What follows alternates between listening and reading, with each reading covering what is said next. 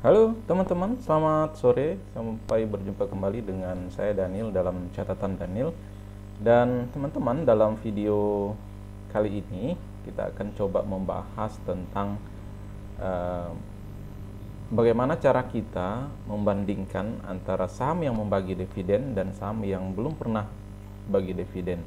Jadi lebih cuan saham yang mana nih teman-teman? Nah, sekarang kalau kita melihat bahwa fenomena dari saham yang membagikan dividen ini juga merupakan saham-saham pilihan teman-teman yang banyak diincar oleh para investor, karena ada juga yang memang dikategorikan dividen hunter gitu ya. Nah, jadi kita mau coba bandingkan antara dua karakteristik saham ini, mana sih sebenarnya yang lebih cuan atau mana sebenarnya yang lebih tinggi returnnya dari saham tersebut. Dan perlu kita sampaikan di awal bahwa video ini bersifat edukasi, jadi bukan ajakan untuk membeli suatu saham, karena saham yang kita contohkan di sini adalah sebagai bukti atau sebagai contoh saja sifatnya, bukan ajakan untuk membeli. Jadi keputusan investasi lebih kepada tanggung jawab investor masing-masing, dan kita di sini hanya melakukan edukasi.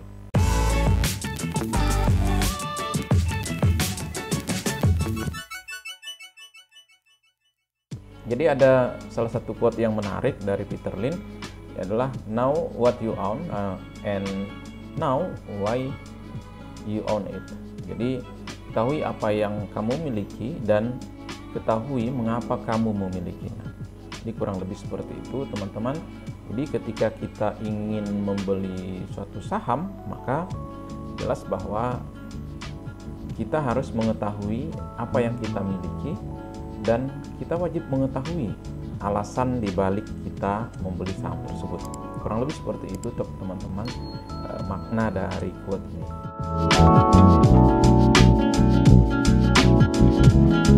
Nah, berikutnya teman-teman, kalau kita melihat, jadi ini adalah siklus dividen dan pertumbuhan serta laba dari perusahaan pasar modal yang terbit atau sudah listing di pasar modal teman-teman. Nah, kalau kita melihat di sini adalah di laba bersih itu, laba bersih yang dihasilkan akan menjadi laba ditahan atau retention ratio dengan kode RR sekian persen misalnya. Kalau misalnya tidak ada yang dibagikan, artinya dia laba bersih semua.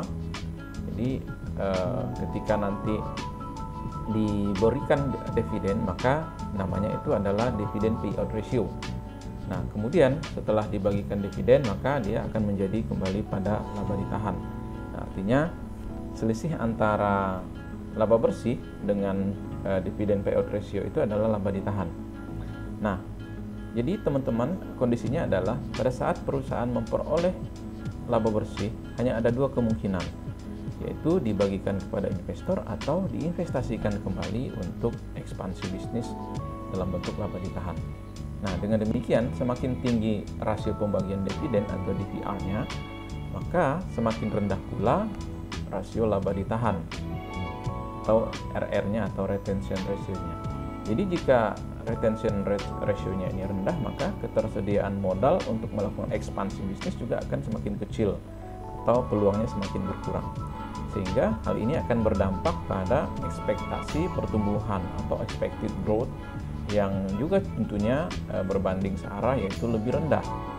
Demikian pula sebaliknya, ketika dividen payout ratio-nya ini kecil atau dibagikan kepada dividen ini rendah, maka pengembangan bisnis atau ekspansi bisnisnya ini juga akan tinggi, sehingga ekspektasi pertumbuhannya juga akan lebih tinggi.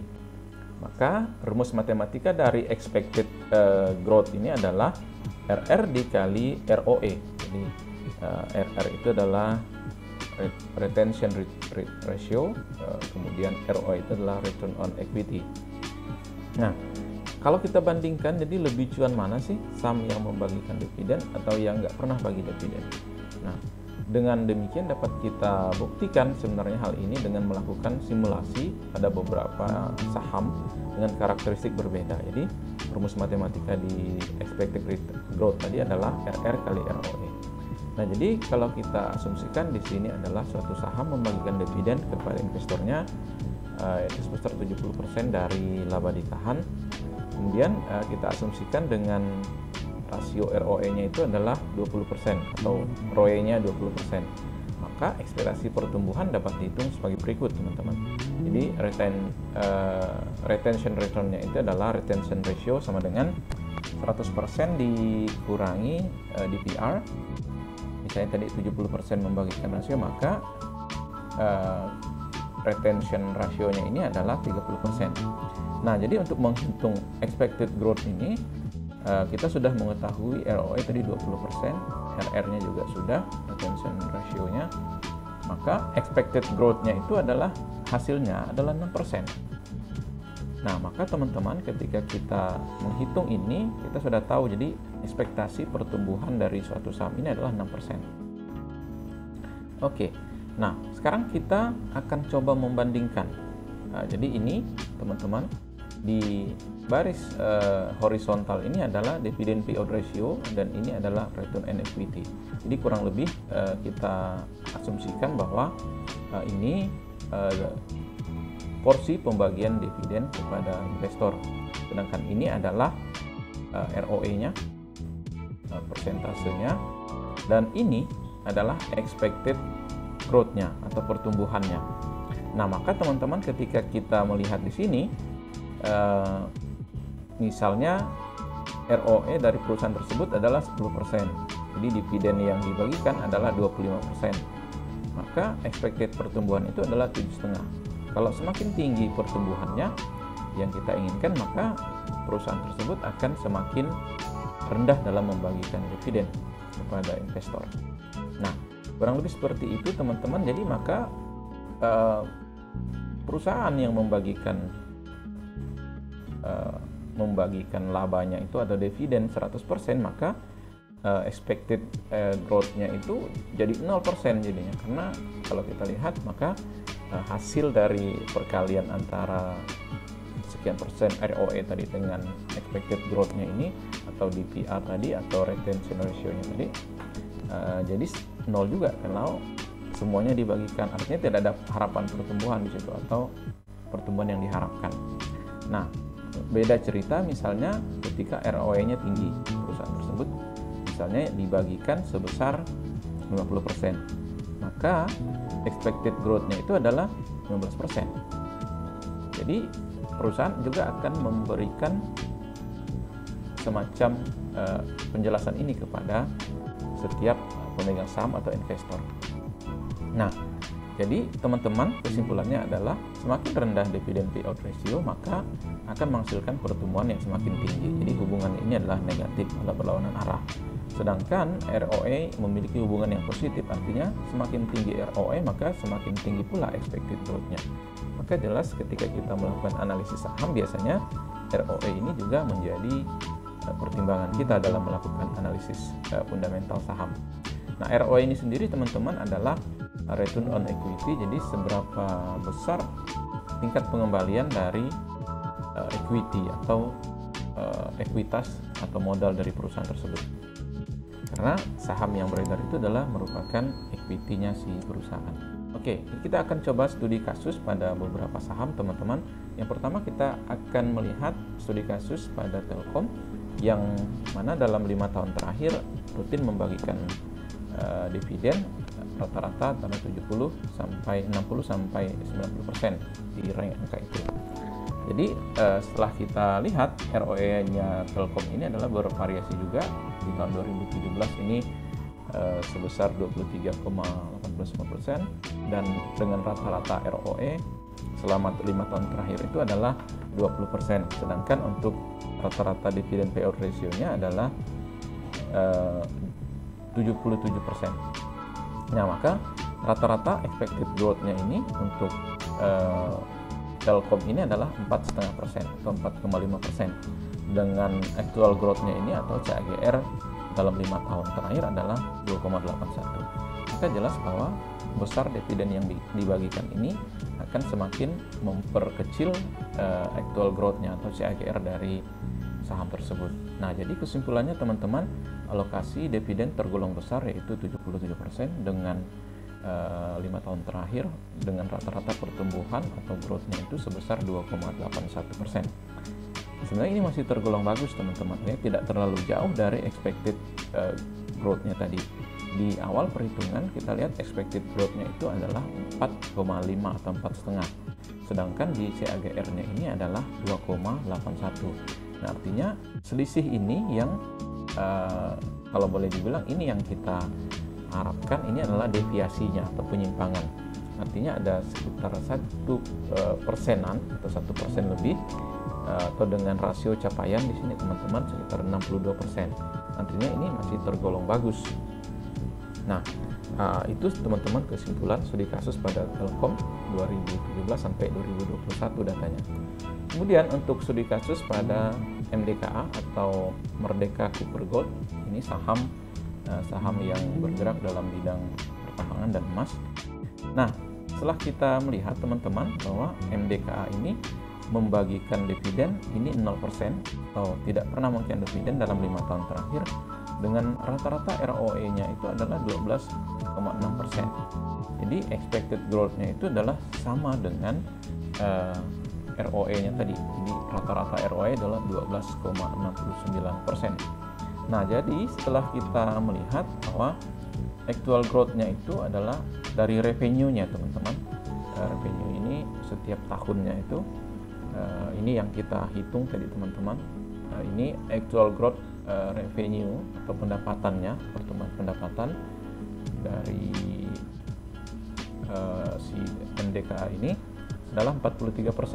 Nah, kalau kita lihat ini ya, jadi CAGR itu adalah compound annual growth rate-nya. Jadi pertumbuhan dari pendapatannya. Nah, kalau kita melihat secara rata-rata teman-teman, maka ini sangat tinggi actual growth-nya. Jadi rata-rata dalam 5 tahun terakhir CAGR-nya revenue-nya tumbuh sebesar 43,92%.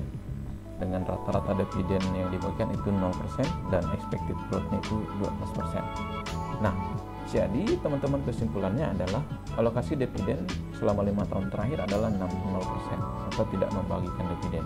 Nah, tetapi teman-teman kalau kita lihat pertumbuhan pendapatan yang tinggi ini juga tentu berkontribusi atau melebihi expected growth-nya, yaitu sebesar 346% rasio capaiannya. Atau kalau kita lihat tadi pertumbuhan pendapatannya itu adalah 43%. Sedangkan tadi sebenarnya expected growth-nya itu atau pertumbuhan yang diharapkan sebenarnya hanya 12% atau rata-rata 12% dari pertumbuhan si MDKA ini. Tetapi bisa dicapai dengan 43% atau hampir 44%. Artinya dengan rasio capaian 346% teman-teman. Nah, artinya apa? Bahwa ketika teman-teman membandingkan atau menganalisis suatu saham, jadi tidak hanya melihat pada dividen yang dibagikan. Nah, tentu saja dividen itu menjadi faktor berikutnya dalam mempertimbangkan saham. Memang kalau kita melihat dividen juga penting bagi pemegang saham, tetapi juga yang tidak kalah penting adalah pertumbuhan dari pendapatannya itu sendiri. Nah, teman-teman, jadi kesimpulannya adalah tidak selamanya berinvestasi pada emiten yang tidak membagikan dividen menjadi kurang menarik, karena memang jika dibarengi dengan kinerja emiten yang bagus, maka saham tersebut tentu saja akan menarik juga untuk kita koleksi, teman-teman. Artinya kita bisa mengharapkan dari capital gain-nya ini. Nah, jadi teman-teman, demikian kesimpulannya yang bisa kita berikan. Artinya tidak selamanya berinvestasi pada emiten yang gak bagi dividen itu kurang menarik. Jadi kita bisa mengharapkan pertumbuhan dari pendapatannya dalam karena pendapatan bertumbuh juga akan semakin meningkatkan harga saham tersebut. Umumnya seperti itu, dia berbanding lurus. Oke, teman-teman, demikian pembahasan kita tentang cara membandingkan saham yang membagikan dividen dan yang tidak membagikan dividen ini lebih cuan yang mana. Dan teman-teman tentu saja kedua saham yang kita coba hitung ini adalah contoh kasus atau studi kasus, bukan semata-mata untuk ajakan atau saran ataupun misalnya saran jual atau beli suatu saham. Selebihnya ketika Anda memutuskan untuk berinvestasi, maka Anda harus melakukan analisis atau riset sendiri. Oke teman-teman, demikian pembahasan kita. Mudah-mudahan ini bermanfaat, dan terima kasih telah menyaksikan video ini hingga selesai, dan sampai bertemu pada video berikutnya.